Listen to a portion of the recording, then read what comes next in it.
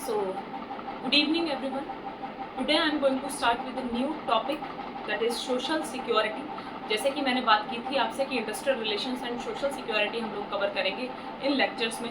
तो industrial relations जो है आपका वो लगभग ख़त्म ही हो चुका है और उसमें जो मैंने आपको कोड्स बताए थे कि लेबर कोड्स चले थे, ठीक है, उसके बारे में हमने बात की थी। तो उन्हीं में जो आपका एक कोड ऑन सोशल सिक्योरिटी 2020 है, तो उसी के बेस पर हम यहाँ पर सोशल सिक्योरिटी अपना कवर करेंगे, ठीक है। तो क्या है social security? Basically social security कोई सब्जेक्ट नहीं है, यहाँ पर आपका स्कीम्स भी इम्पॉर्टेंट बनती हैं क्वेश्चन पेपर के लिए, ठीक है। तो स्कीम आप जो है 1 साल तक की तो आपने थोरोली रिवाइज करते रहिए, ठीक है। एग्जाम आएगा, ये नहीं कि आप 6 महीने पहले जो है रिवाइज कर लेंगे जो भी। और जहाँ तक है आपकी मिनिस्ट्री ऑफ लेबर से रिलेटेड कोई भी अगर स्कीम आती है या फिर आपकी सोशल इशूज से रिलेटेड स्कीम आती है तो उन पे आप ज़्यादा फोकस करिएगा क्योंकि वो क्वेश्चन पेपर में आपके इंपॉर्टेंट बनती है, ठीक है। तो अब हम स्टार्ट करते हैं सोशल सिक्योरिटी क्या है। तो देखिए सोशल सिक्योरिटी, ठीक है, एक होता है social security and social assistance, ठीक है। बोथ आर डिफरेंट टर्म्स, ठीक है। सोशल सिक्योरिटी क्या है? एक तरह से हम सिक्योरिटी किसी एम्प्लॉय को प्रोवाइड कर रहे हैं, ठीक है। And what is social assistant? Social assistant is basically provided to the poor. For an example, subsidy, अगर हम सब्सिडी की बात करें तो हम देते हैं पुअर को सब्सिडी। किस चीज़ की? आपकी गैस सब्सिडी हो गई, फूड डिस्ट्रीब्यूशन हो गया एंड कुछ आपकी पेंशन्स हो गई, ठीक है। पेंशन स्कीम्स होती हैं उसमें पेंशन दे दी, तो ये आता है आपका सोशल असिस्टेंस, ठीक है। अब बात आती है व्हाट इज सोशल सिक्योरिटी। देखिए सबसे पहले आपकी डेफिनेशन क्या है सोशल सिक्योरिटी की। तो सोशल सिक्योरिटी अगर हम बात करें तो security that society furnish through the appropriate organization is known as social security. क्या है? Security that is society furnish through the appropriate organisation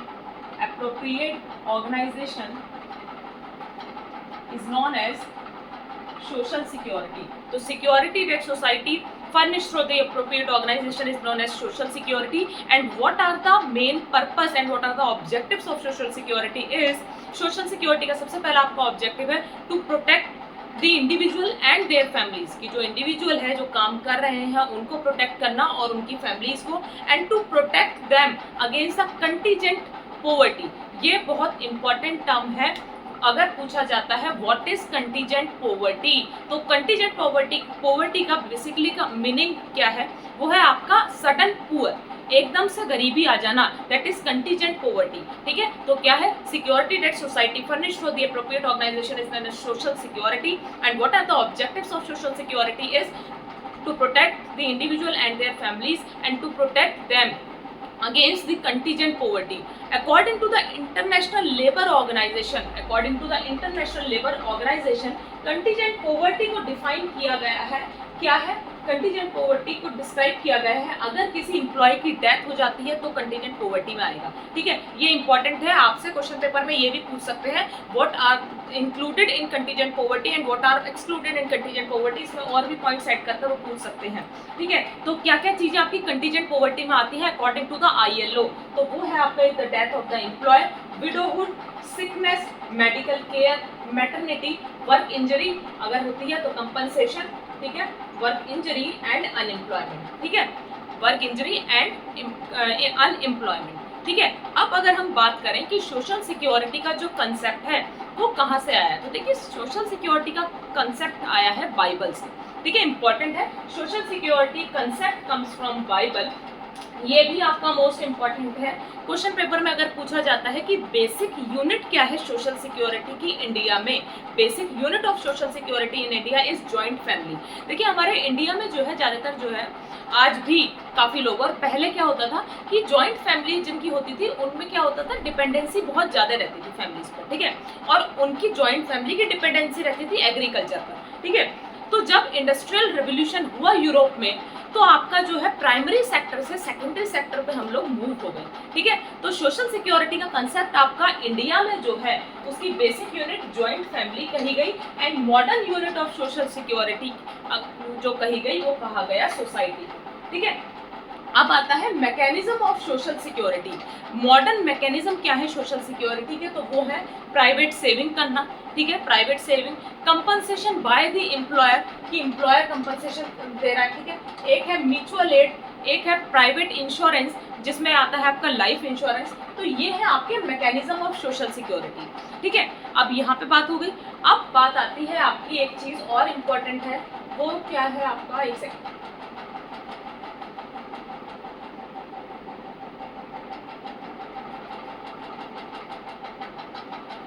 एक आपकी टर्म आती है कि according to the universal declaration of human rights, लिखिएगा according to universal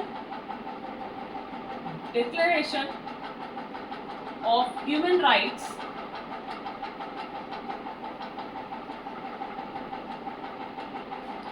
every member has a right to get a social security who lives in a society, ठीक है, according to the universal declaration of human rights every member has a right to get a social security who lives in a society, ठीक है। ये important है आपका, contingent poverty से related आपका important है।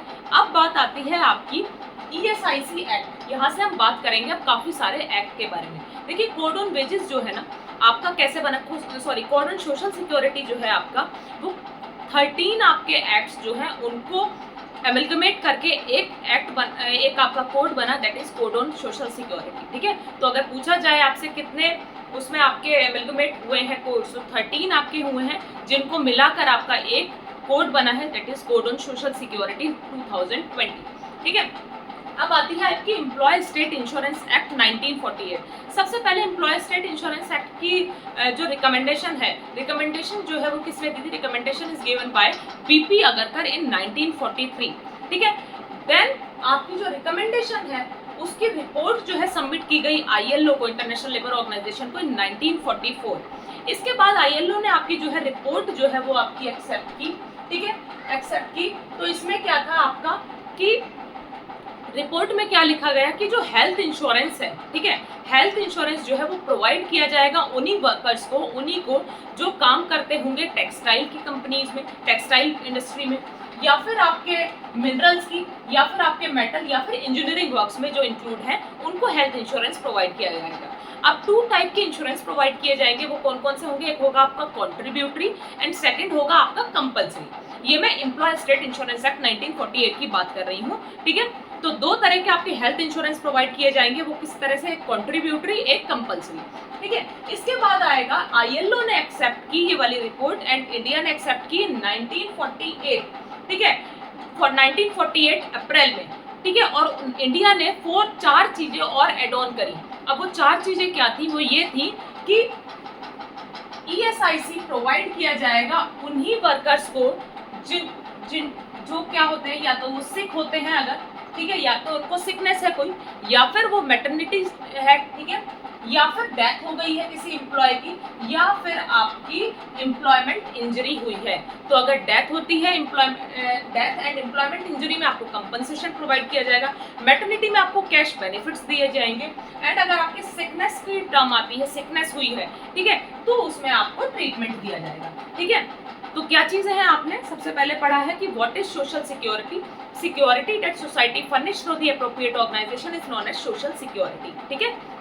इसके बाद आता है पर्पस क्या है सोशल सिक्योरिटी का, तो ये है to protect the individual and their families, कि उनको प्रोटेक्ट करना और उनकी फैमिलीज को प्रोटेक्ट करना, ठीक है। इसके बाद सेकंड आता है आपका उनको प्रोटेक्ट करना अगेंस्ट द कंटीजेंट पॉवर्टीज से, ठीक है। कंटीजेंट पॉवर्टीज में मैंने आपको बता दिया कि कंटीजेंट पॉवर्टी में ILO के अकॉर्डिंग क्या क्या चीजें कंटीजेंट पॉवर्टी में इंक्लूड होती हैं, ठीक है। According to the universal declaration of human rights every member has a right to get a social security who lives in a society. तो ये भी आपने पढ़ा, ठीक है। इसके बाद आता है सोशल सिक्योरिटी का कंसेप्ट कहाँ से आया, वो आता है आपका बाइबल से।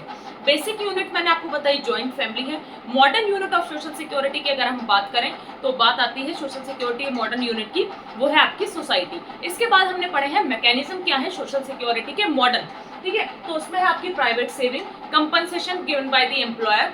थर्ड आता है आपका life insurance, private insurance, and आता है आपका म्यूचुअल एड। इसके बाद आती है आपकी एम्प्लॉय स्टेट इंश्योरेंस एक्ट। देखिए मैं इसको अच्छे से बताती हूँ क्या है। आप इसको नोट डाउन कर लीजिएगा जो मैंने कंटीजेंट पॉवर्टी के बारे में बताया। कंटीजेंट पॉवर्टी का बेसिकली मीनिंग है आपका जनरल टर्म में अगर मैं बताऊं लेमन लैंग्वेज में, तो उसका मतलब है आपका एकदम से गरीबी आ जाना, दैट इज कंटीजेंट पॉवर्टी। अब आता है आपका एम्प्लॉय स्टेट इंश्योरेंस एक्ट 1948, ठीक है, इंपॉर्टेंट है, ठीक है। सबसे पहले रिकमेंडेशन इस एक्ट की किसने दी, recommended by BP Agarkar, BP Agarkar, ठीक है, इन 1943। देन सबमिट की गई ये रिपोर्ट, सबमिटेड रिपोर्ट इन 1944 किसको करी गई, आईएलओ को, इंटरनेशनल लेबर ऑर्गेनाइजेशन को। देन आपका आता है बीपी अगरकर ने कहा, he said health insurance provide किया जाना चाहिए, प्रोवाइडेड टू किनको, जो वर्कर्स आपके वर्क कर रहे हैं किसमें, एक तो आपका टेक्सटाइल में, ये इंपॉर्टेंट है याद करिएगा, टेक्सटाइल में, या फिर इंजीनियरिंग एक्टिविटीज में इन्वॉल्व हैं, या मिनरल्स, ठीक है, या मेटल्स, ठीक है। इसके बाद 2 टाइप्स के आपके जो हैं 2 टाइप्स ऑफ इंश्योरेंस होंगे, ठीक है, जिसमें एक आता है आपका कॉन्ट्रीब्यूटरी, एक आता है आपका कंपल्सरी, ठीक है, कंपल्सरी, ठीक है। सेकेंड, इसके बाद आईएलओ ने ये रिपोर्ट एक्सेप्ट की, आईएलओ एक्सेप्टेड दिस रिपोर्ट, ठीक है, and India accepted this report in April 1948, that is why this act comes in 1948, ठीक है, दैट्स व्हाई इसका नाम है आपका employ state insurance act 1948, cause India ने जो है ये रिपोर्ट एक्सेप्ट की थी आपकी 1948 अप्रैल में, ठीक है। अब इंडिया ने एक्सेप्ट की, अब क्या बोला गया, इंडिया ने जो एक्सेप्ट की इसमें 4 पॉइंट्स और ऐड किए गए, 4 पॉइंट्स जो ऐड किए गए, ठीक है, उसमें कहा गया कि ESIC employ state insurance act आपका तभी प्रोवाइड किया जाएगा इफ वर्कर्स, ठीक है, अगर आपका सिक है, सिकनेस है उसको कोई, या फिर मैटरनिटी है, या फिर डेथ हो गई है, ठीक है, या फिर एम्प्लॉयमेंट इंजरी हो गई है। तो ये आपके इंपॉर्टेंट पॉइंट था ESI से रिलेटेड, ठीक है, यहाँ तक था आपका ESIC से रिलेटेड। कल हम पढ़ेंगे मैटरनिटी बेनिफिट एक्ट, जो कि मोस्ट इंपॉर्टेंट है, काफी सारे चेंजेस मैटरनिटी बेनिफिट एक्ट में आए हैं, ठीक है। जो भी अपडेट होगी, बाकी मैं और चीज आपको कल बताऊंगी मैटरनिटी बेनिफिट के एक्ट में। क्वेश्चन पेपर में पिछली साल आपके क्वेश्चन पेपर, पिछली साल आपका 2021 में शायद या 2020 में जो आपका एग्जाम पड़ा था मैटरनिटी, तो उसमें मैटरनिटी बेनिफिट एक्ट से रिलेटेड क्वेश्चन ये पूछा गया था कि मैटरनिटी बेनिफिट एक्ट जो है पहले 22 वीक्स का था, अब वो कितने वीक्स बढ़ाकर कर दिया गया है। तो इससे रिलेटेड आपका एक इंपॉर्टेंट क्वेश्चन आया था, वो भी उसके बारे में भी हम लोग बात करेंगे। तो फिलहाल आज के लिए इतना ही, बाकी कल हम लोग अपनी क्लास कंटिन्यू करेंगे आगे की। Thank you so much.